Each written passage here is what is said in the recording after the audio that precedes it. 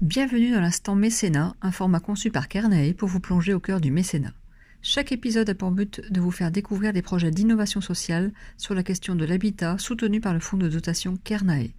Vous découvrirez des initiatives inspirantes des acteurs de l'intérêt général dans le domaine de l'habitat et ses causes périphériques telles que le développement durable, la santé et l'emploi.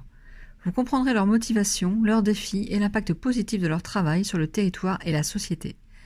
Place au lauréat de Kernae qui vous présente son projet. Alors, donc Nolwenn Burlot, je suis directrice de COP Formation à Carhaix.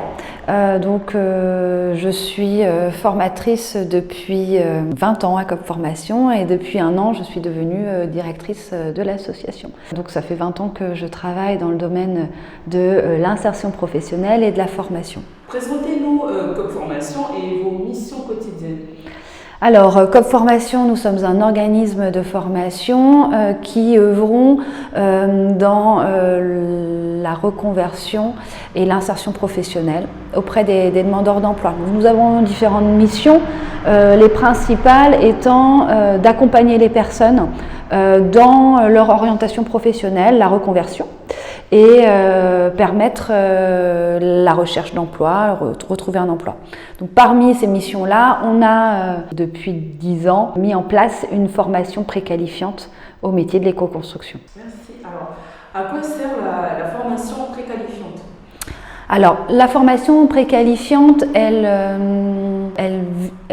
vient d'un constat que sur le territoire du centre-ouest Bretagne, il manquait des compétences dans l'éco-construction. Notre cœur de métier étant d'accompagner les demandeurs d'emploi dans leur retour à l'emploi et la construction de projets professionnels. On a fait le pont et le lien entre ces deux besoins du territoire et on a monté cette formation pour pouvoir répondre à ce besoin. Créer des nouvelles compétences en éco-construction sur notre territoire du centre-ouest Bretagne. Donc la première formation, elle date de 2013 et on a commencé à rénover un bâtiment à la mairie de Rostronin pour justement permettre à 10 demandeurs d'emploi de se confronter au métier du bâtiment et de vérifier que c'était un projet qui leur plaisait, leur correspondait et vers lequel ils avaient envie de se former. Merci. Alors, quel public accueillez-vous dans vos formations ? Alors, comme je viens de le dire, c'est des demandeurs d'emploi qui ont une appétence pour le domaine du bâtiment et le domaine de l'éco-construction. On va accueillir des gens qui ont envie de se diriger vers le domaine du bâtiment, mais qui ne savent pas encore exactement vers quel domaine il y a. Et le chantier école grandeur nature permet de découvrir énormément de corps de métier puisque forcément quand on rénove un bâtiment on va toucher et à la maçonnerie, et à la charpente et à l'électricité. Et donc ce chantier est encadré par des artisans qui viennent aussi transmettre leur expérience. Quels sont les projets de COP Formation ? Les futurs projets, citez-en quelques-uns. Alors, notre projet là par rapport à la formation, c'est aujourd'hui la formation préqualifiante, c'est un chantier de 6 mois. Mais au bout de 6 mois, on n'aura pas encore rénové la maison qui appartient à la mairie de Glomel.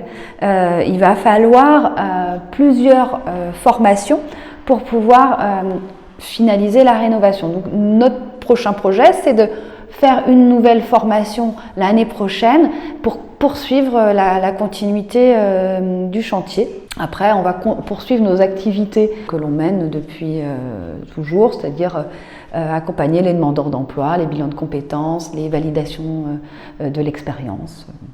Voilà. Alors la dernière question, Kernae, c'est quoi pour vous en 3 mots ?